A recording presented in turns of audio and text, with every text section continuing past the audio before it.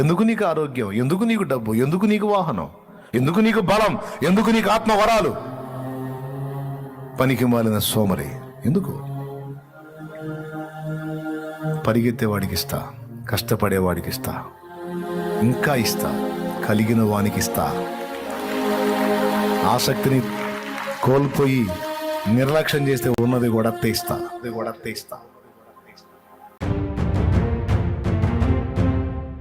జాగ్రత్త పడు. ఏమి తిందుమా, ఏమి త్రాగుదుమా, ఏమి ధరించుకుందుమా, ఎలా చేద్దామా అన్న చింత దేని గురించి వద్దు. అది నేను చూసుకుంటాను. నేను నీకు తోడై ఉన్నాను. నీ కార్యాలు నేను సఫలం చేస్తాను. నువ్వు కదులు అంటున్నాడు ఆయన. నువ్వు కదలాలి.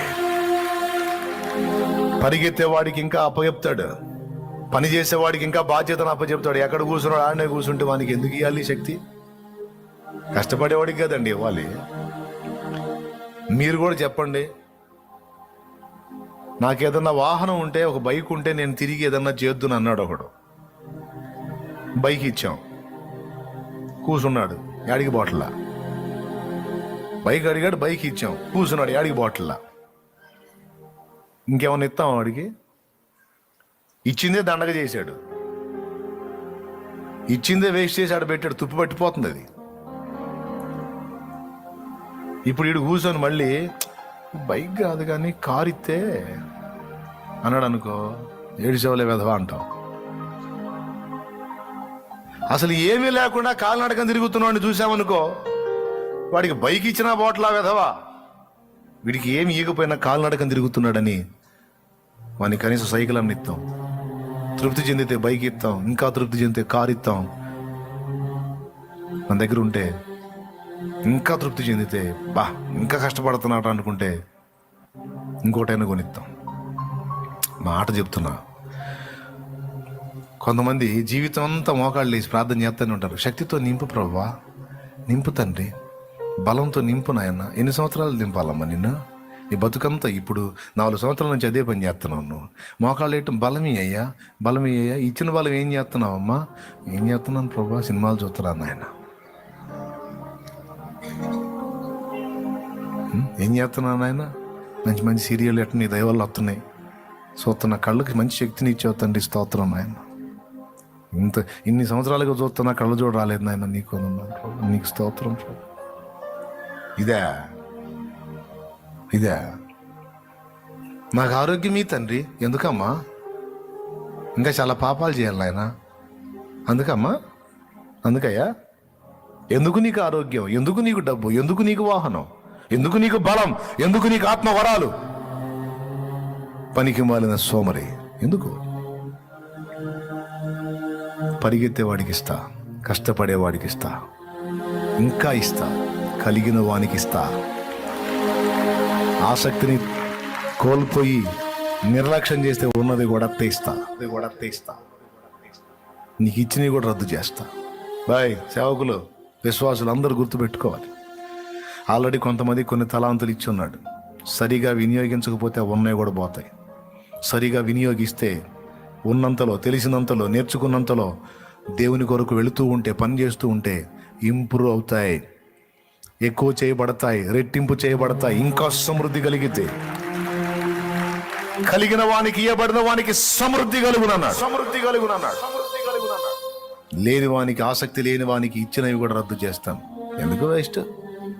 ఆడికి ఇచ్చినవి తీసేసి ఇంకోటికి ఇస్తే ఆడు ఉపయోగపడతాడు. ఇది వేస్ట్ గాడు. వీడికి అన్ని ఇచ్చాను కానీ ఇటు దరిద్రుడు బాటలాయిడు.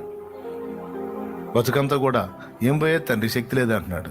శక్తిహీనుడనందువేమయ్యా, చైతన్యమగు శుద్ధాత్మ శక్తిని పొందుకొనుమయ్యా.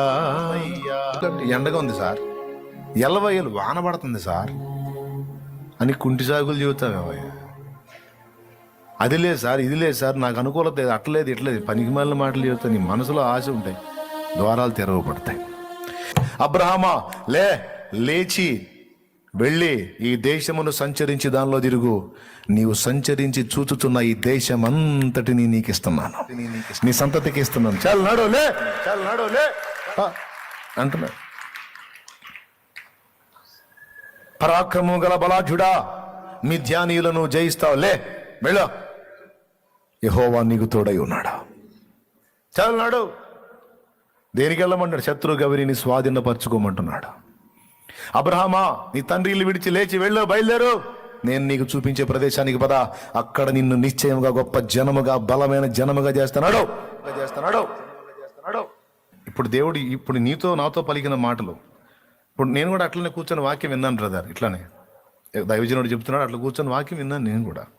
కానీ అక్కడ నుంచి వచ్చేటువంటి మాటలు అవి నావి అని తీసుకున్నా నేను. ఇంతమంది గుంపులు ఎవరికో సంబంధించి మాట్లాడతా అనుకోను కూడా. అనుకోను, నాది, నాతోనే మాట్లాడుతున్నాడు నా దేవుడు. ప్రార్థన చేశాను కదా మాట్లాడమని. నేను ప్రార్థన చేసి నేనే నమ్మకపోతేట?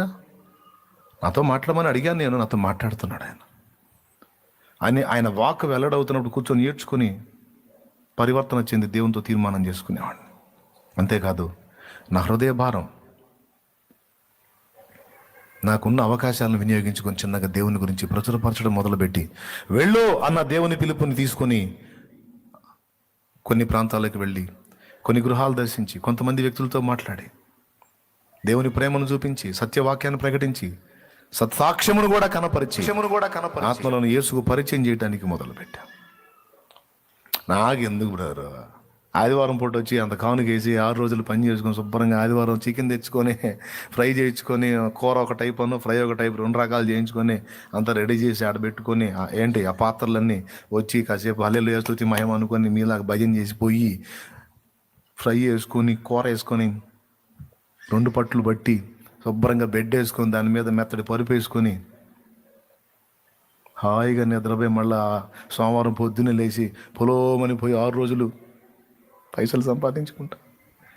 భక్తి లైఫ్ సూపరం. ప్రభువులోకి వచ్చిన తర్వాత స్టార్టింగ్లో అనుభవాలు. నాకు ప్రశ్న, ఏమిరా ఇంతేనా లైఫ్?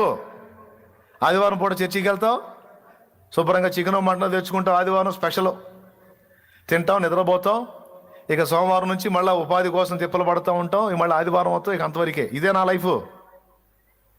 ఇంత మాత్రమేనా అని దేవుడు అడిగినప్పుడు సిగ్గుపడ్డాను నేను. ఇంత మాత్రం కాదు, ఇదే కాదు, ఇంకా చెయ్యాలి. నేను ఏం చేయాలి?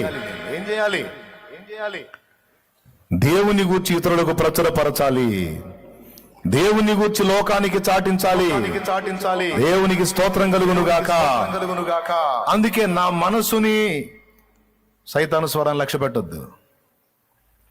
ఇప్పుడు నేను చెప్పేది కీలకం, అది మీకు ఎక్కకుండా చూడు. మీలో ఒకడికి ఎక్కిన వాడు డేంజర్ సైతానికి. మీలో ఒక స్త్రీకి పాయింట్ ఎక్కిన, ఒక పురుషుడికి ఎక్కిన డేంజరు సాక్ష్యం అది. కాబట్టి లక్ష్య పెట్టొద్దు. ఈ ఒక్క మాట మాత్రం మీరు తీసుకోండి. నేను ఆలోచించుకున్న ఒక నిర్ణయానికి వచ్చా, ఆ నిర్ణయం ప్రకారం స్టెప్ తీసుకున్నా. అది ప్లస్ అయిందా మైనస్ అయిందా? ఈరోజు ఆయన ఎన్ని జీవితాలు వెలిగించడానికి అది కారణమైందో, ఎన్నో జీవితాలకు అది దీవెనకరమైంది. ఎత్తుల కోసం చెప్పట్లా, వాస్తవం. చేసింది దేవుడు, కానీ వాడుకున్నది ఈ మట్టి ఘటాన్ని, ఈ అల్ప ఘటాన్ని వాడుకొని ఈ ఘటానికి మహిమనిచ్చాడు, ధన్యతనిచ్చాడు, ధన్యుణ్ణి చేశాడు. నా ప్రియమైన దేవుని బిడ్డలారా, ఈ సంవత్సరపు శుభారంభం రోజు దేవుడు నీతో మాట్లాడిన మాటలు రాసి పెట్టుకొని వాటిని అనుసరిస్తావో వదిలేస్తావో నీ ఇష్టం. ముందే చెప్తున్నా, మళ్ళీ చెప్తున్నా, కలిగినోడికి ఇస్తాడు, లేనోడికి ఉన్నది కూడా తీసేస్తాడు. దేన్ని గురించి భయపడొద్దు, ఆయన సర్వాధికారి అయి ఉన్నాడు. నాకు ఆ సమస్యలు, ఈ సమస్యలు, ఈ బాధలు, ఆ ఇబ్బందులు, ఈ కష్టాలు, ఈ కన్నీళ్లు ఇవన్నీ నాకు ఉన్నాయి అన్నాడు. అప్పులు ఉన్నాయి, శరీర బలహీనతలు, ఆర్థిక సమస్యలు, ఫ్యామిలీ రొటేషన్ అన్నీ ఉన్నాయి నాకు అన్నాడు. ఈరోజు నువ్వు ఫేస్ చేసేవన్నీ ఉన్నాయి, కానీ అవన్నీ నన్ను గెలవలా. ఎందుకంటే వాటన్నిటికీ ఆయన ఉన్నాడు. నేను ఆయన కార్యాల్లో ఉంటే ఆయన ఉన్నవాడు, సజీవుడు, సర్వశక్తుడు. నేను ఆయన కార్యాల్లో నిమగ్నమై ఉంటా, నేను ఆత్మ రక్షణలో నిమగ్నమై ఉంటా.